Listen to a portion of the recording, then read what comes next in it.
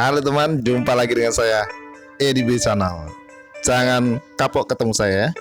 Di sini saya akan menjelaskan tentang yang kedua, yaitu hormon. Apa ini hormon? Kita akan bahas di sini macam dan letak daripada hormon pada tubuh kita. Hormon ini sebenarnya adalah senyawa kimia ya yang dibutuhkan oleh tubuh kita dalam jumlah yang cukup. Jadi artinya kata tidak boleh berlebih dan tidak boleh kurang ya. Jadi dia mengatur proses metabolisme yang ada dalam tubuh kita, baik itu proses menuju kedewasaan ataupun untuk pertumbuhan pada tubuh. Karena kerja hormon ini ada yang bekerja sepanjang hayat, ada yang bekerja pada waktu tertentu saja, atau batas-batas akhir daripada kegiatan metabolisme dalam tubuh kita. Oke, kita bahas dulu bagaimana sekelumit tentang hormon. Oke. Kita lihat ya petanya pada tubuh kita. Ini ada wanita ya. Ini ada laki-laki. Pada prinsipnya sama ya. Cuman yang membedakannya itu terletak pada kelaminnya. Jadi kelamin pada wanita pada ovarium itu menghasilkan bentuk sekunder pada wanita, sedangkan pada laki-laki pada testis itu bentuk sekunder pada laki-laki. Oke, inilah hormon pada tubuh kita secara umum ya.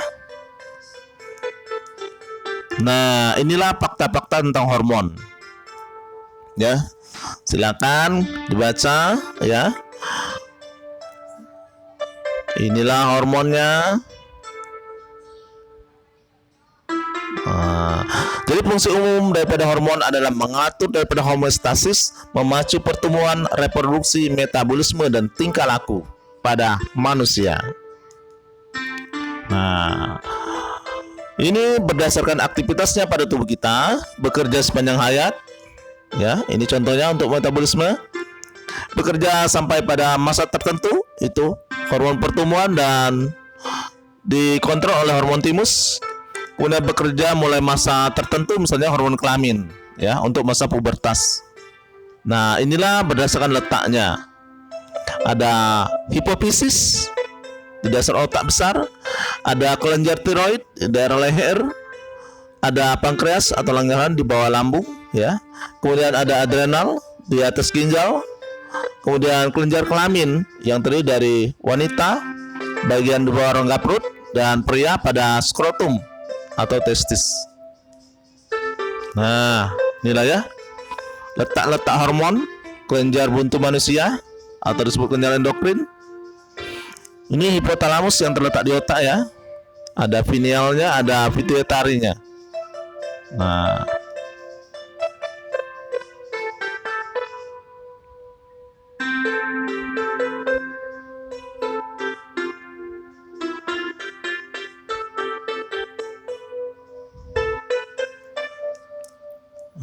kalau kita lihat di mana ya kelenjar pituitari itu anterior terdiri dari bagian-bagiannya yaitu ADH ya. Kemudian ada oksitosin pada hipotalamus mengatur ini ya. Kemudian ini pada bagian hipofisis dia mengontrol daripada TSH, FSH, LH dan GH, prolaktin dan endorfin ya.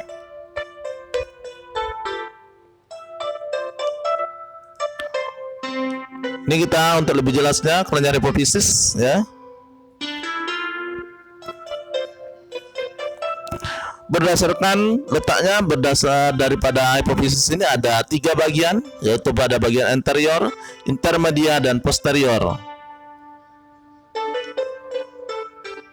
Nah, ini bentuk daripada kekurangan dan kelebihan daripada hormon tiroid ya. Ada gigantisme dan kritisme. Kemudian di sini kita lihat lobus anterior daripada hipofisis. Ini mengandung ini ya, STH. Ini kelebihan kekurangannya. Kemudian LTH pada pria. Kemudian tiroid. Ya. Kemudian gonadotropin hormon. Follicle stimulating FSH pada wanita. Nah, sedangkan pada intermedia ini belum diketahui secara pasti. Tapi kalau pada kata ini diketahui untuk mengatur perubahan warna pigmen kulit, ya. Kemudian pada posterior ini bisa mengatur tekanan darah dan untuk membantu proses kelahiran. Nah, itu pada hipofisis ya. Yang B itu adalah kelenjar tiroid, terletak pada bagian leher ya, mengandung tiroksin, triiodopteronin dan kalsitonin. Ini fungsinya ya.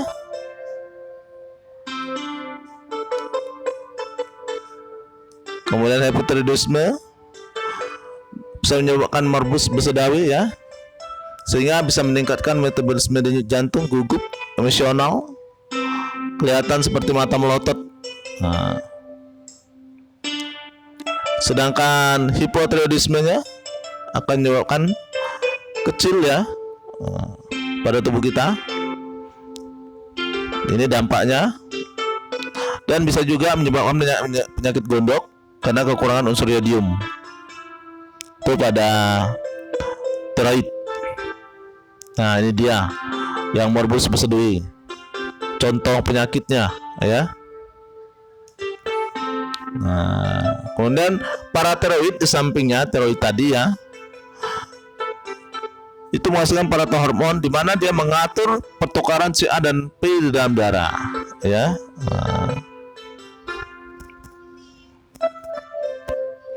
Kalau kekurangan ini dapat menyebabkan kekejangan ya.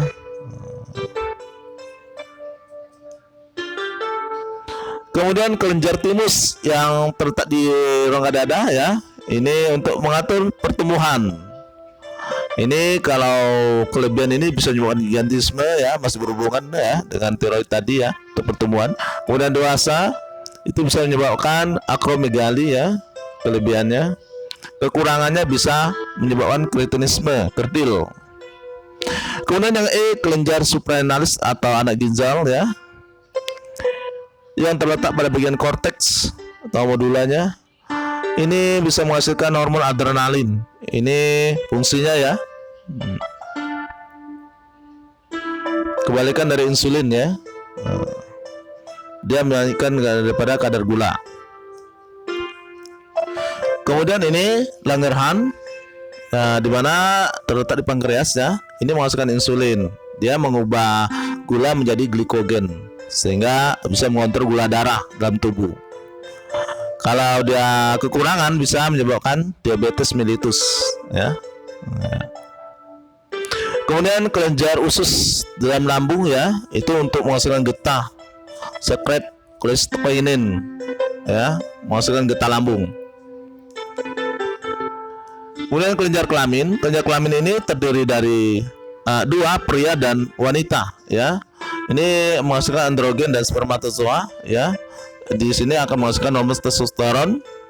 Ini dia ya fungsinya. Sedangkan pada wanita ini menghasilkan ovum, estrogen dan progesteron ya. Nah, ini fungsi daripada progesteron pada wanita. Samping itu juga estrogen digunakan dan progesteron digunakan untuk tes daripada KB ya. Nah, inilah fungsinya. Nah, bagaimana sih hubungan hormon dengan saraf? Kalau tugasnya itu sama, menyampaikan informasi ya. Kalau saraf bisa melalui sinapsis, hubungan antar saraf ya, dihubungkan dengan listrik. Sedangkan hormon itu neurotransmitter ya, melalui peredaran darah. Ini kerjasama hormon dan saraf ya.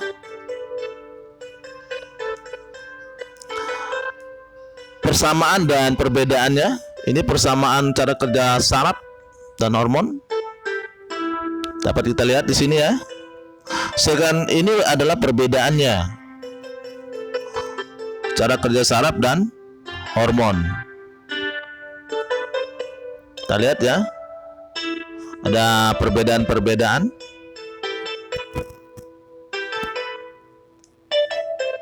Nah, inilah stimulusnya, cara kerjanya, ya. Kalau ini untuk proses metabolisme dalam tubuh. Kalau ini untuk menyampaikan rangsangan, di mana akibatnya kita akan adanya efektor atau merasakan sesuatu yang berupa gerak ataupun kegiatan dalam tubuh kita. Kalau ini proses metabolisme dalam tubuh kita, ini pada hormon dan ini pada saraf.